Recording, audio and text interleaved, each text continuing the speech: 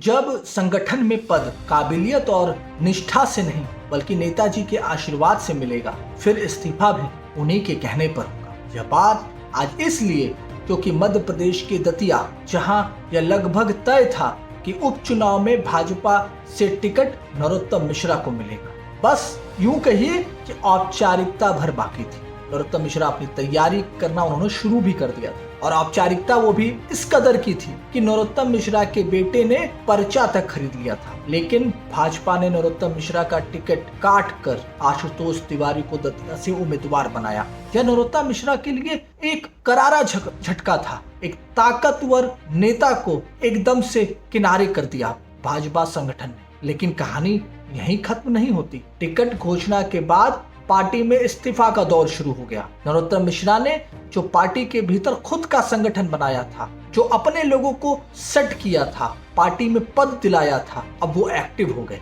अब नमक का कर्ज अदा करने का समय था। जिले की कोर कमेटी के साथ कई मंडल अध्यक्ष और जिला अध्यक्ष ने भी इस्तीफा दे दिया। जिला अध्यक्ष ने तो यहाँ तक कह दिया कि अगर 24 घंटे में टिकट नहीं बदला गया तो फिर और भी इस्तीफे होंगे।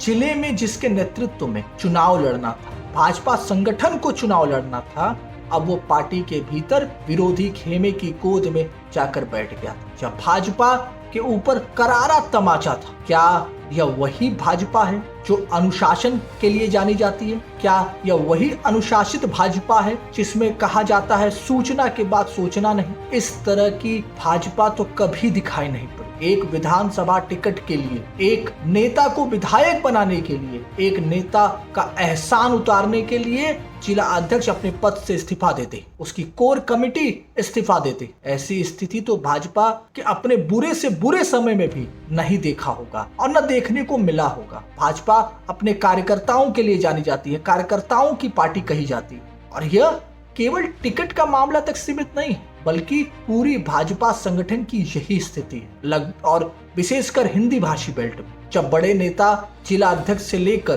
प्रदेश की टीम बनाएंगे, जब नेता ओरिएंटेड संगठन बनेगा, तो इस तरह की घटना होना लाजमी है। नेता को टिकट न मिलने पर इस्तीफे तो होंगे ही होंगे। भाजपा काडर बेस पार्टी कही जाती है, लेकिन अब वो काडर कम, नेता ओरिएंटेड ज्यादा है। जब किसी संगठन में पद काबिलियत पर नहीं बल्कि नेताजी के आशीर्वाद से मिला है, तो फिर तो दबाव और इस्तीफा दोनों नेताजी के कहने पर ही होगा। यहाँ फिर संगठन के लिए समर्पण शून्य है। सारा समर्पण नेताजी के चरणों में। यही दतिया में हो रहा है। नरोत्तम मिश्रा प्रदेश सरकार में गृह मंत्री रहे, मुख्यमंत्री के दावेदार रहे, बड़े नेता हैं और अपने जिले की टीम खुद बनाई।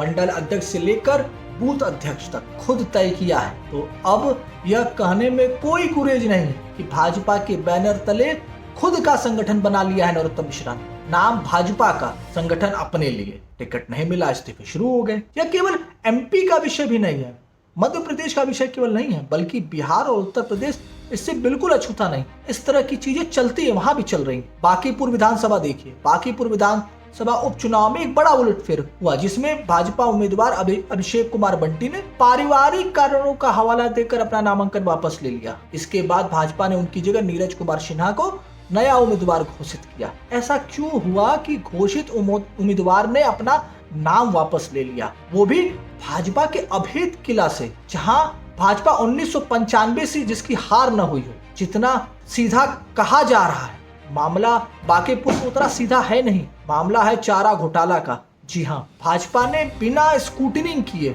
एक ऐसे नाम को प्रत्याशी बना दिया जिसके पिता लालू यादव के साथ उन 75 लोगों में है जिन्हें चारा घोटाला में सजा हुई। भाजपा चारा घोटाले पर उत्तर प्रदेश में बिहार में 2 बार सरकार बनाई, 3 बार सरकार बनाई। प्रशांत किशोर बांकीपुर से ही लड़ रहे हैं इस बार। उन्होंने एक दिन बाद प्रेस कॉन्फ्रेंस करने की योजना बना ली थी इस पूरे मामले में, इस चारा घोटाला और भाजपा को जोड़कर, कि ऐन मौके पर भाजपा संगठन को जानकारी होती है और आनन फानन में टिकट बदल दिया जाता है। अभिषेक कुमार भले ही पारिवारिक कारण बता रहे हो, लेकिन पारिवारिक कारण यही है। लेकिन चेहरे पर हताशा, अभिषेक के चेहरे पर हताशा बहुत कुछ कह रही है, बहुत कुछ बयां कर रही है। एक हो सकने वाला विधायक अब अपना नाम वापस ले लेता है। सवाल यह है कि इतनी स्क्रूटनी होती है भाजपा में टिकट देने से पहले, फिर क्यों और कैसे चूक हो गई, कहां चूक हो गई? कहा जा रहा राष्ट्रीय अध्यक्ष नितिन नवीन से पूछकर प्रत्याशी दिया गया और उस भरोसे में चूक हो गई। क्या नितिन नवीन को यह बात नहीं पता थी? नितिन नवीन का बिहार का ये तो पहला चुनाव है जहाँ भारी मिस्टेक हो गया। आनन फानन में भरपाई के लिए कायस्थ समाज से ही एक भाजपा के मंडल अध्यक्ष नीरज सिन्हा को टिकट दे दिया। नीरज सिन्हा ने कभी सोचा भी नहीं होगा,